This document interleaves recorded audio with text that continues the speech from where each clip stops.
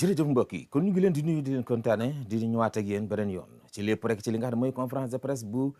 coalition Diomaye Président 2024 kon su ko defee dañuy ñëw ànd ak kàddu yi ki nga xam ne mooy Soxna Aïda Mbodj Soxna Aïda Mbodj nag ku ko xam ko bu baax ci li nga xam ne mooy langum politique gi xamun ko ci PDS mu nekk nag koo xam ne tamit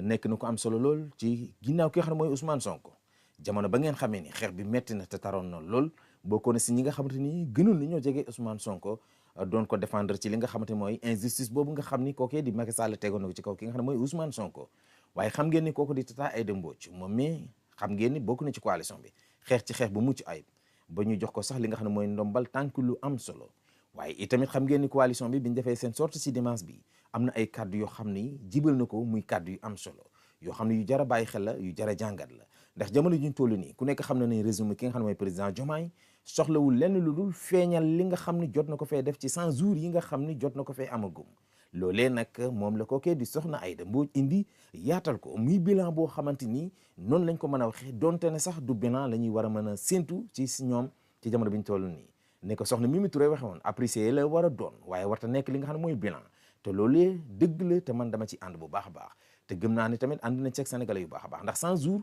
munoo ñëw def ci bilan waaye tamit apprécier la war a doon mooy nit ki nag su la joxee añ su la joxee ndékki jox la añ su la diggee reer war ngaa mën a toog xaar ko te xam ne da ngay reer bu suur loolee nag lañ gis ci doxalinu ki nga xam ne moom mooy président Diomaye Faye ànd ko premier ministre am di Ousmane Sonko jéego yu am solo yi nga xam ne jot nañ ko fee def muy yu am solo yoo xam ne yooyu yëpp nag dafa laaj ñu càmbar ko yaatal ko waaye itamit leeral ko sénégalais yi ba mu leer nañ ci seen bopp ndax loolee mooy tax ñoom seen tànneef gi woon duñ ci mën a am réccute benn yoon ndax ba nga xamante ni ñi ngee tànn ngir teg fi ñi nga xam ne ñoom ñooy coalition Diomaye président xam ngeen ni yaakaar gi ñu amoon ci li nga xam ne ñooy ñoom bokk nañ ci ñuy jubbanti li nga xam ne mooy doxin gi nga xam ne Sénégal mu ngi koy doxee ci jamono yi ki nga xam ne mooy président Macky Sall lu jëm ci wàllum dund gi lu jëm ci wàllum faju mi lu jëm ci wàllum lekk geeg naan gi lu jëm ci wàllum courant beeg ndox mi bari na ba ci xëy mi ba ci rexmar ba ci li nga xam ne sax mooy xëyum xale yi loolu yëpp nag séentu la boo xamante ni sénégalais yi ñu ngi ko doon séentu ci ñi nga xam mooy régime bi fi nekk ni actuel ngir ne ñoom ñoo ci war a mën a indi ay saafara ak ay jooyante ak li nga xam ne mooy jubbanti comme noonu nga xam ne noonu la ko président Diomaye waxee jubal jubbanti kon loolee nag dañ ko war a mën a gis si ñoom tàmbale nañ ko am na ay jéego yu am solo yuñ ci def loolee nag dañuy ñëw ñu ànd seeg suñu Tata Aïda Mbodj muñ ci indil yaata lépp na ñu ngi koy jëlee ci li nga xam ne mooy conférence de presse boobee nga xam ni amaloon na ko wala sax ñoom ñooñee di coalition Diomaye Président amaloon nañu ni ko dimanche. Directeur de campagne de la coalition Diomaye Président, membre de la coalition, animateur, le grand monsieur qui nous vaut tous ces résultats. Madame la Présidente Aminata Touré, superviseur de la campagne présidentielle, Monsieur le Directeur général de l'AIBD, membre aussi de la coalition, Monsieur notre ami Mamadou Lamine Diallo, nous avions invité aussi Monsieur Boubacar Camara ak certains qui comme eux étaient d'anciens candidats mais ñu nga xam ne dañu nangu lu yàlla def. Je voudrais ici, avant de passer à nos deux amis Sambou Biagui et Maître Moussa Diop, le remercier. Lors de la campagne, accompagné de la RTS, il s'est rendu au domicile de la mère du président Ousmane Sonko, le Premier ministre. Mamadou Lamine, on a l'habitude de dire que politique amul sentiment, mais rafetal nga ko. Merci beaucoup. Chers leaders, membres de la coalition Diomaye Président, Mesdames, Messieurs, chers invités, Mesdames, Messieurs les professionnels de la presse, je voudrais vous saluer et vous remercier d'avoir bien voulu partager cet après-midi ces moments historiques qui marquent les 100 jours, sinon 106 jours pour nous, de avril 2024, 21 juillet 2024, 106 jours exactement,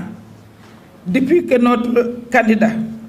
Son Excellence Bassirou Diomaye Diakhar Faye a été installé dans ses fonctions de président de la République du Sénégal. Élu brillamment dès le premier tour avec 54,28% des voix, une première dans notre histoire politique pour un candidat issu de l'opposition. Il a prouvé seulement en 3 mois, on dirait 3 ans, qu'il mérite amplement le plébiscite du peuple sénégalais. Naturellement, nous en sommes très fiers en tant que membres de cette grande coalition qui avons porté triomphalement sa candidature et convaincu les Sénégalais de la justesse du choix ainsi que de sa pertinence. Président Bassirou Diomaye Diakhar Faye sagal nañu sigil nañu dalal na xelu askan wi. Et pourtant, ce n'était pas évident. Tellement les écueils pouvant entraver votre action et celle de votre gouvernement étaient nombreux et difficilement surmontables. Tout le monde en convient. Son Excellence Bassirou Diomaye Faye a hérité de son prédécesseur un pays surendetté, avec plus de 15 000 milliards de dettes, soit près de 80% du PIB, dépassant largement le seuil autorisé par les critères de convergence de la CEDEAO. Notre champion s'est aussi vite heurté à l'impatience de nos compatriotes, nos vaillants compatriotes, résilients, mais très fatigués, et dont il fallait abréger les souffrances, notamment le coût de la vie devenu intenable. Son djubanti en bandoulière, il a dû aussi faire face à la résistance de toutes sortes de lobbies et groupes de pression qui se nourrissaient du système. À cela s'ajoute une situation géopolitique particulièrement difficile, avec d'une part au plan régional, la crise dans l'espace CEDEAO, marquée par le retrait des pays de l'Alliance des États du Sahel, et d'autre part, au plan international, avec les bouleversements liés à la guerre Russie-Ukraine et à la crise au Moyen-Orient, au Proche-Orient. Toutes ces difficultés, et la liste n'est pas exhaustive, permettent de mesurer à leur juste valeur les actions menées avec brio par le président Bassirou Diomaye Faye et son gouvernement avec à sa tête le Premier ministre Ousmane Sonko. Je ne reviendrai pas sur les éléments de bilan relevés dans le film que nous venons de visionner. Je vais juste mentionner les dossiers d'extrême urgence qui ont tous été pris en charge et de manière efficace, outre la baisse du prix des denrées de première nécessité et les mesures prises pour la campagne agricole 2024,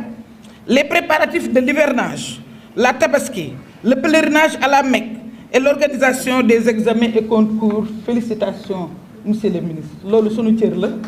parce que vous gérez avec brio le département de l'éducation. Ont tous fait l'objet de conseils interministériels présidés de main de maître par monsieur le Premier ministre Ousmane Sonko, qui ont permis de prendre des mesures pratiques et efficaces. Tous ces dossiers brûlants ont été correctement pris en charge et sans difficulté majeure par le tandem Diomaye Sonko que nous avons la chance d'avoir à la tête du pays. En plus de ces actions concrètes efficaces, indéniables, nous pouvons aussi être fiers, chers membres de la coalition Diomaye Président,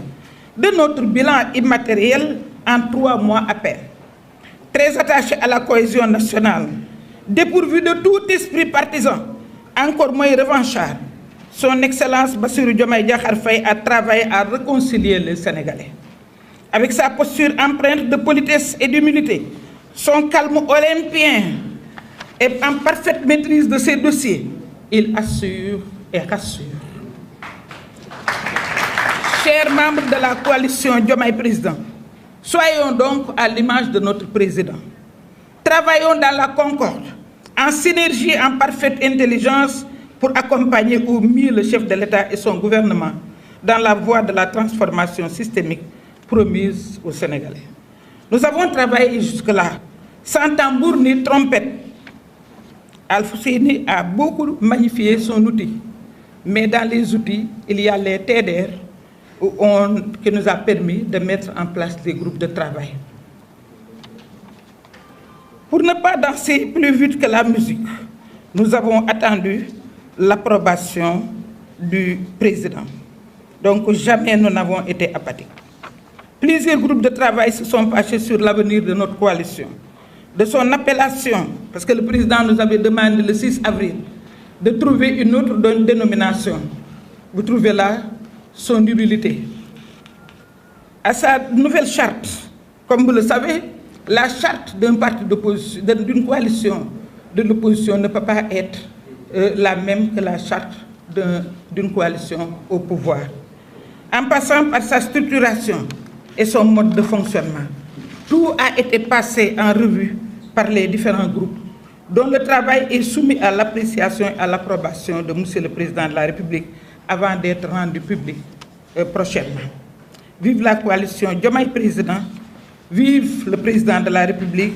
vive le Sénégal.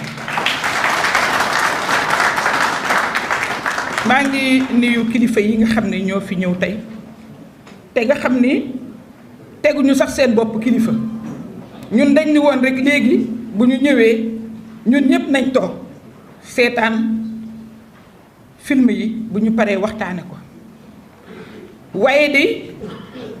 bala ñuy dem ci lan nga xam ne mooy jikkoo Bassirou Diomaye Diakhar Faye ak bis bu nekk ci jikkoom sénégalais yi di ko découvrir ñu bég lool ñun ñi nga xam ne ñoo nekk ci coalition Diomaye bég lool di ci féliciter le peuple sénégalais ñoom ñi nga xam ne ñoom moom victoire bi ñoom ñoo bëggoon a am victoire ñoo bëggoon a am seen président bu ñu tànnal seen bopp te bi ñu tànnee juumul ci ñetti weer ñu teg wane fi loo xam ne danga naan lii ndax ñetti at la wala ndax lii mandat bi la déedéet mandat bi demagul fenn tey la am téeméeri fan ak juróom-benn bi nga xam ne ñun ñu ngi koy fête ñun coalition Diomaye Président naaguwuñu nag waaye nag comme que dañu nekk ci réew wax te ku noppi bokkoo ñu wax nag ndax xaaruñu kenn waxal ñu ko donte ni waroon nañ ñu koo waxal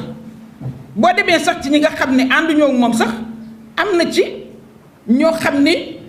ñu ngi moytoo wax ñu ngi moytoo ŋàññ parce que ñooñu ay républicain lañu parce que ñooñu xam nañ luy état parce que ñooñu xam nañ lu ñuy liggéeyee ci état ñu sant yàlla bu baax nag bi nga xamee ni peuple Sénégal ñoo ko jox lu ñu mësul a jox kenn maanaam jóge ci opposition gagné premier tour daan bu leer naññ bu amul laam-laamee jël bi kenn dootul miim loolu la def waaye yemul rek ci daan yemul rek ci ba mu toogee ba léegi ànd ak fulla ak fayda ak gouvernement am ak premier ministre am ñuy liggéeyal Sénégal dafa fekk nag bi mu fi laataan ñëw te mënuñu koo bañ a wax de fekk na fi dëkk boo xam ni dañoo nekk ci ay bor yu méttee bor yoo xam ni kenn xamul lu ñu toll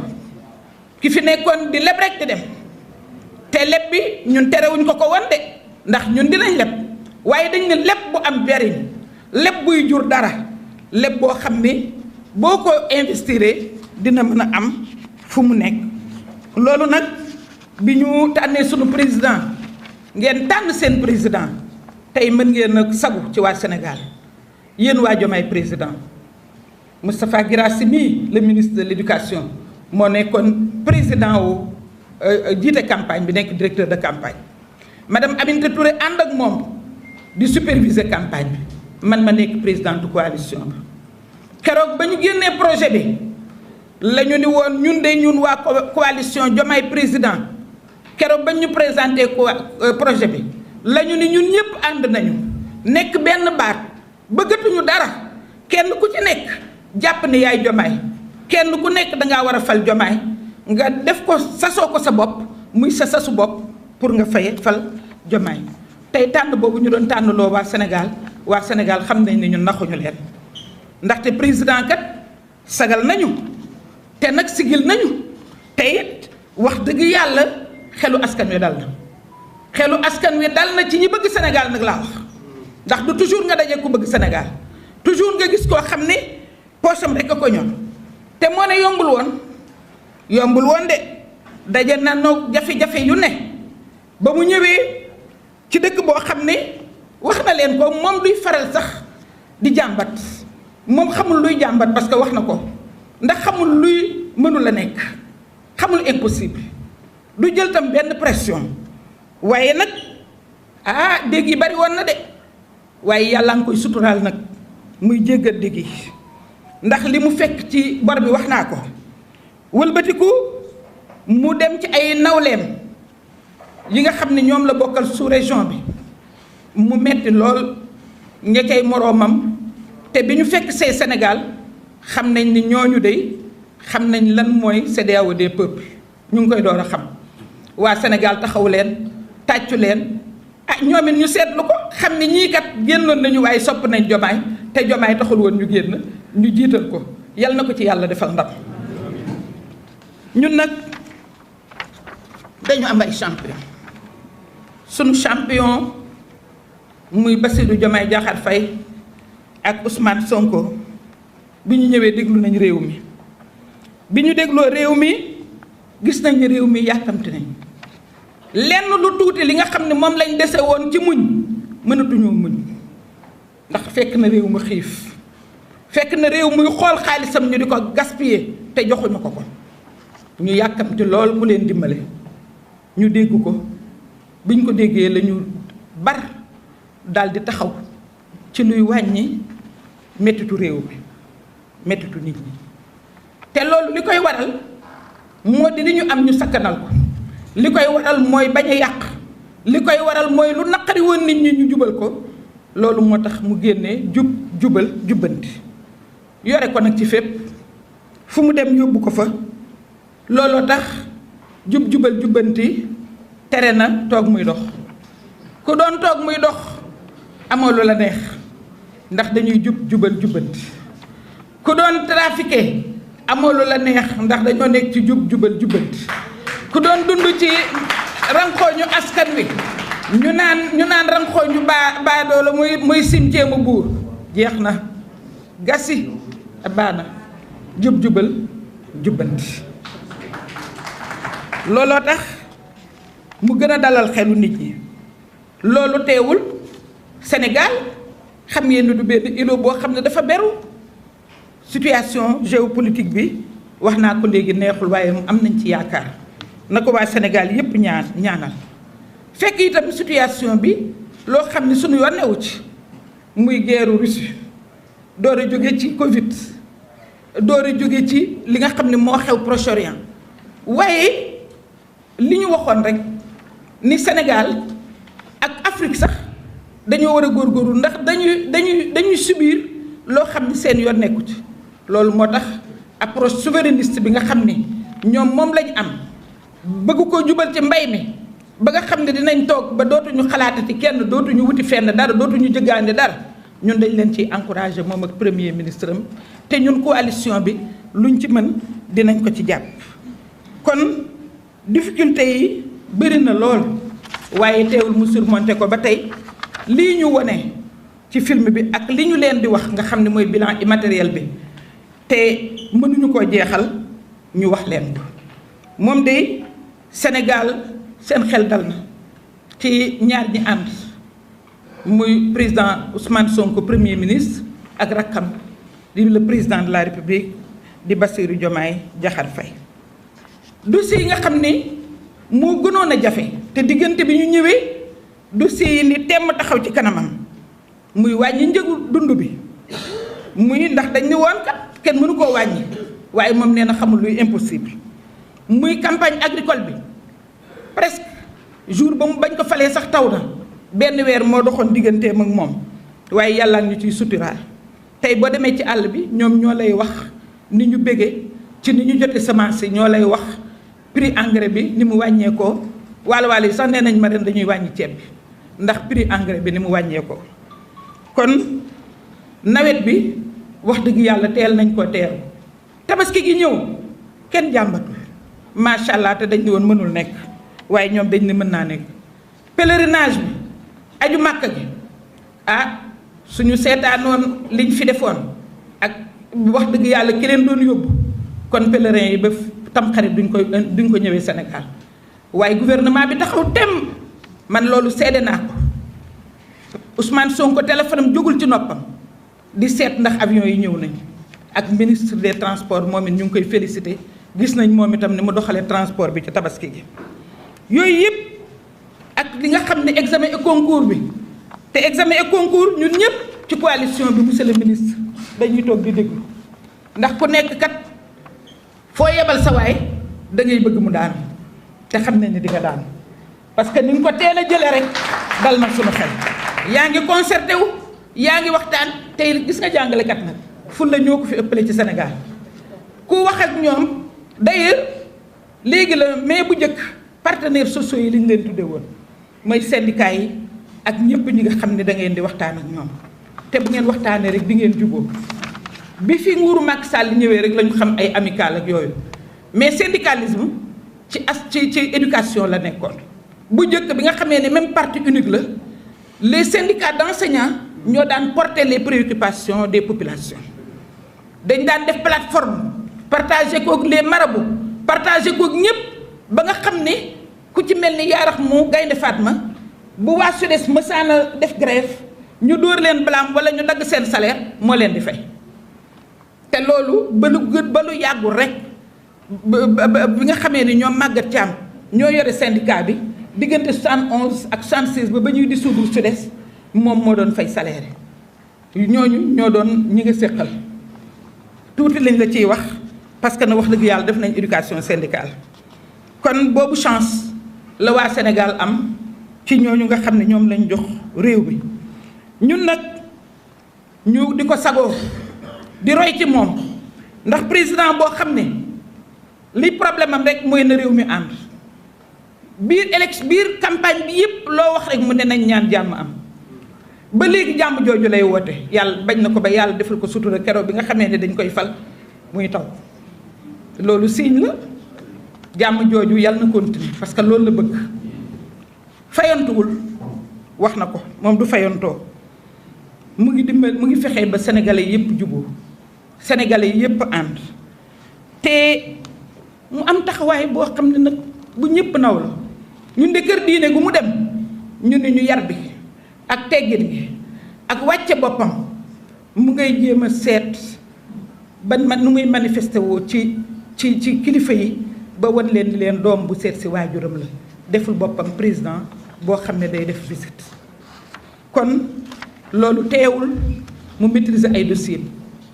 teewul mu xam li muy def waxoon naa ko keroog bi ñuy clôturer campagne bi Mbour nee naa leen énarque la te daawul daw jàng xam na ko mën na ko te ñoom ñu ngi koy def te boo gisee seen duo boobu moom premier ministre nga xam ni ñii dem nañ à bonne école xam nañ ko mën nañ ko te ñu ngi koy def ñun nag ci sunu wàllu bopp ñun waa coalition Diomaye président bu doon sunu sago ñu mel ni moom jafe na de ci présidente bi lay commencé sax jafe na mu mel ni Diomaye waaye nañ jéem rek mel ni Diomaye liggéey ci àndandoo am benn objectif bu ko defee yoon bi nga xam ne ñoom moom lañ bëgg a dem mooy transformation bi ñu bëgg transformer ko système bi yàlla mën nañoo suturaal ba ñu def ko ñu ngi doon liggéey nag leeral nag du tontu yaakaar naa ne bu ñu xoolee plateforme bi gis terme de référence yi gis groupe de travail yi nga xamee ni liggéey nañu ñu xam ni liggéey nañu waaye nag kenn du jiitu sa kilifa liggéey bi dafa am ku ñu ko santoon muy le président de la république le 6 avril dajale ñu ca Méridien président moom la ñuy jox liggéey bi liggéey nañ ko ba pare groupe de travail yëpp ànd nañ ci te bu soobee yàlla liggéey nañu ci profilage ñi nga xam ne ñooy responsable bi parce que daf ñu ko laajoon liggéey nañ ci charte bu bees bi liggéey nañ ci structuration bi liggéey nañ ci mode de fonctionnement bi te yooyu nga xam ne ak comme ni ñu ko waxee woon tur wi ndax ci bañ a gis boppam ñun Diomaye di génne wuñu woon mais moo ne turu Diomaye président bi nañ ko changé pour wutal ko tur bu bees jox nañ ko groupe yëpp liggéey nañu ñu ngi ko koy jox te incha allah lu mu ci wax balaa yàgg dinañ leen dajale waat nii ñu dajale woon waxtaan ci déglu ko mu ngi leen di gën a gërëm di leen gën a reconnaître seen liggéey di leen gën a gërëm di leen sant incha allah yaakaar naa ni suñu àndee nekk benn boole sunuy xol dinañ ko mën a jàppale bu baax te yàlla mën na ñoo dimbali. maa ngi leen di gërëm di leen sant dëkk bi xat na tey dimanche soir waaye teewul ngeen tenir ñëw ñu bokk gis li ñu gisandoo waxtaane li ñuy waxtaaneendoo incha allah yal nañu yàlla taxawu ba li ñu bëgg yépp mu defal ñu ko ba mu yegg ci suñu njaboot jërë ngeen jëf.